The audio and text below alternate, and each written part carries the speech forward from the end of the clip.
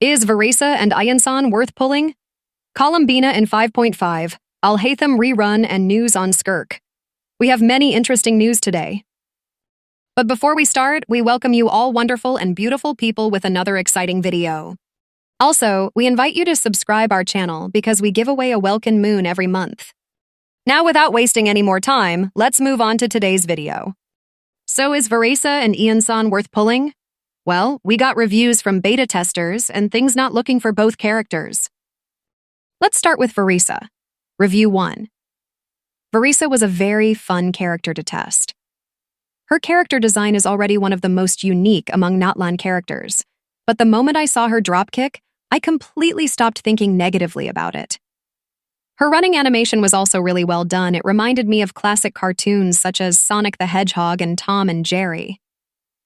We haven't had a character in Genshin that runs like this, so it feels genuinely fresh. It's kind of Nika in One Piece is an homage to classic cartoons. There's something about that retro style that makes it refreshing. Varesa's gameplay is fast-paced and exhilarating, and her controls are super intuitive, making her a great introduction to plunging attack teams for players who may lack experience with them. Who doesn't appreciate a character that is easy to play, has smooth controls, and decently strong? Varesa is a main DPS, and as an Electro character, she delivers remarkably impressive damage. Sure, if you compare her to other plunging attack characters, she might seem a bit weak. But honestly, that's a Hoyo versus goddamn balance issue, not a problem for her. It's completely unfair to compare her to pyro plunge attack teams. That's like pitting a heavyweight champion against a women's division champion in a fight. It simply does not make sense. People who are complaining need to lower their expectations a bit. She is not a pyro or hydro character after all. So basically in C0 she is fun to play, but her damage will be on lower side compared to other plunge attack characters. Here are some records from the test. C0 R1 Varesa, C2 Nahida, C2 Farina, C0 Iansan, plunge attack, 140k, with buff, 170k, and elemental burst damage, 180k. Second team, C0 R1 Varesa, C2 Silonin, C2 Farina, C0 Iansan, plunge attack, 130k, with buff, 170k, and elemental burst damage, 190k.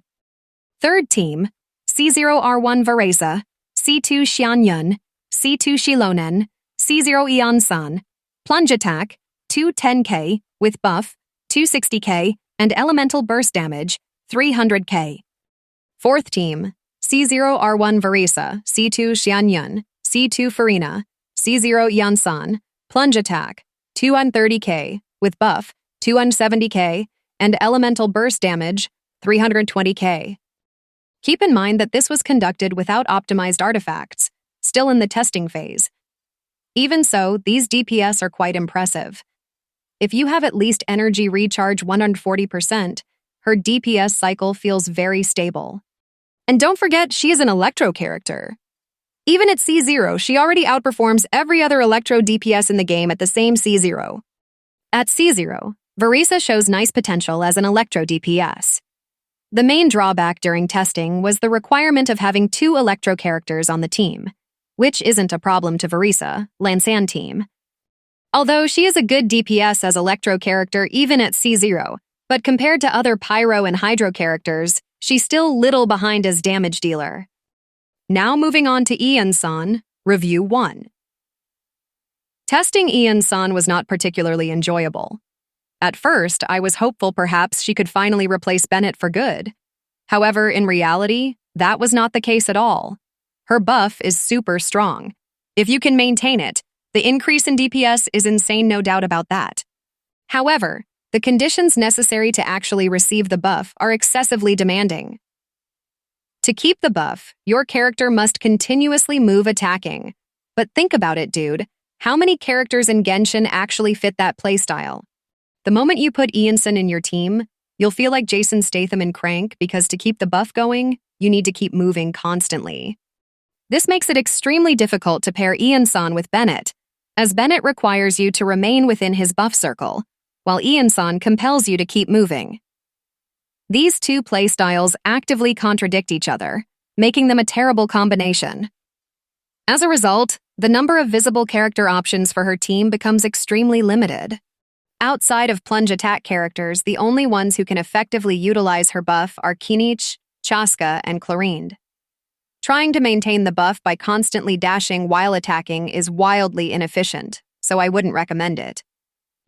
Bow characters' aimed shots, except for Chaska, or Nouvelette's charged attacks like Slow Move, also a big no. Review 2. It seems that the developers intentionally limited Iansan's role to that of a support character for plunge attack characters by assigning her a specific and restrictive buff condition. I understand that reading this can be quite frustrating for most people, and I agree. This design choice sucks. Do we really need a support character who is only useful for plunge attack teams and a handful of characters like Kinich, Chaska, and Chlorind? Even if you exclude Bennett from the equation, the team-building restrictions remain excessively stringent. Wouldn't you rather just use a different support with a simpler, more flexible condition and a stronger, easier-to-maintain buff? Even for a 4-star, these requirements feel way too bad. I have no complaints about the actual buff numbers. However, its activation requirements and duration need to be significantly relaxed. As it stands, unless you're specifically running a plunge attack team or utilizing one of the few viable characters I mentioned, you probably won't have any reason to use Iansan. After listening to these reviews, I'm really disappointed in Iansan's buff condition. Even after all this time throughout heaven and earth, Bennett alone is the honored one. He is still our buff ARCHON. I really hoping that miHoYo change Iansan's kit a little bit and make her to more team-friendly to other characters as well. Now to the next topic. There is a rumor going around that we'll meet Columbina in version 5.5. There will be a little ARCHON quest just like version 5.2, and miHoYo will introduce Columbina to us. Also, same source mentioned, that chance of Alhaitham's rerun in 5.7 is very high, but this is subject to change due to Dainsleif quest. Currently miHoYo considering a Dainsleif quest in 5.7, and Skirk will also appears in this quest. And if we talking about Skirk, there is a leak related to her. Source of this leak is DK2, and posted by HXG Deluxe. According to them, similar to Varesa and Iansan, Skirk will also have slightly adjustment compared to other medium girl size characters, Ayaka size. So she won't be another tall mommy. Well, this is the all information we have today. What's your thoughts? Let us know in comment section. Love you all, stay healthy, and thanks for watching.